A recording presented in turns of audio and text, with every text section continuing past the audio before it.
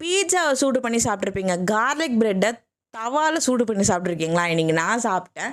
எப்போவுமே மாதத்துக்கு 1 டைம் தான் நாங்கள் வந்து டாமினோஸில் பீட்சா ஆர்டர் பண்ணி சாப்பிட்ருவோம்.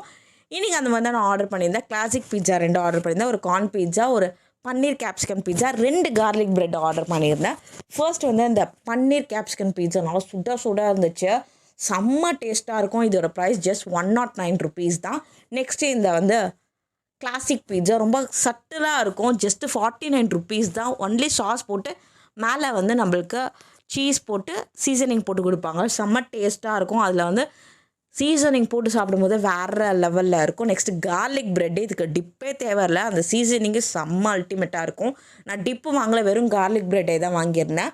ஸோ எல்லாேருக்கும் வயிறு ஃபுல்லாக ஆச்சுனால என்ன பண்ணுறது, மீதி 3 பாக்ஸ் இருந்துச்சு, அது அப்படியே வந்து வச்சாச்சு.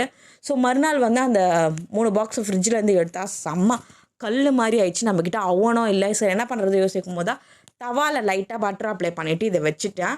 ஒரு மூடி போட்டு வச்சோன்னா ஒரு 2 minutes கிட்டே வந்து அந்த பீட்சாலாம் வந்து அந்த பீட்சாவில் இருக்க சீஸ்லாம் வந்து நல்லா மெல்ட் ஆகிடுச்சு. அப்படியே சூப்பராக கிளாசிக் பீட்சா ரெடி ஆகிடுச்சு. அப்படியே சீசனிங்லாம் போட்டு சாப்பிடும்போது வேறு லெவலில் இருந்துச்சு.